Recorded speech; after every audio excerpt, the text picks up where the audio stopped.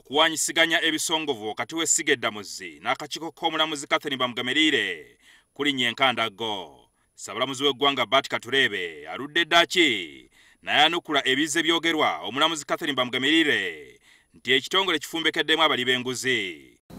We have been under attack personally and institutionally for standing up and saying don't say this. You remember recently the Land Commission issued a long statement about the years and corruption and so on of the judiciary. Many persons feel they cannot be protected or their rights on land will be extinguished by the stroke of a pen.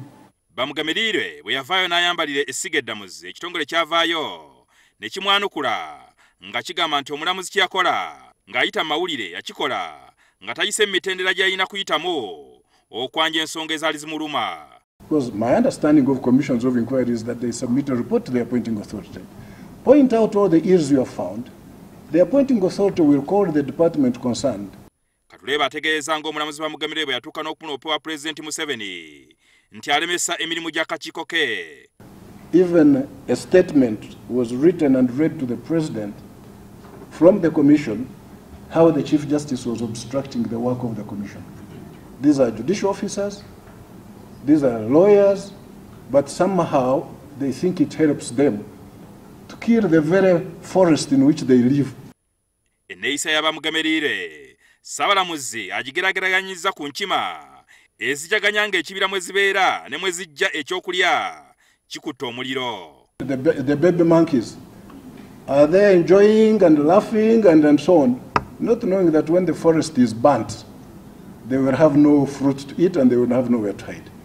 Atulaze ebbaluwa Namutaayika omulamuzi Bamugemereire gye yawandiise nga yanika abalamuzi akakiiko be kasongamu ennwe nti bali enguzi n'okugobaganya abantu ku ttaka. This is what I have received from the Land Commission in 2 land matters, with the details of every judicial officer whom they have a problem with.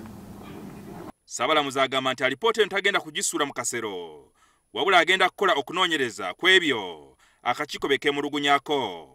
Ategeeza nti waliwo n'omulamuzi eyasuddewo omusango gw'eby'ettaka olw'okumujwetekako nti yali enguzi. Now, Justice Regadia, he has written a very passionate letter that he feels his reputation, his integrity, after more than 20 years of service in the judiciary, has been damaged, and he cannot go on with that case. So he has returned the file to the principal judge. Okwogera bino byonna, Ssaabalamuzi abadde mu lukuŋŋaana lw'abalamuzi ba kkooti ento oluyindidde wano mu Kampala. Jingo Francis, NTV, ku ssaawa emu.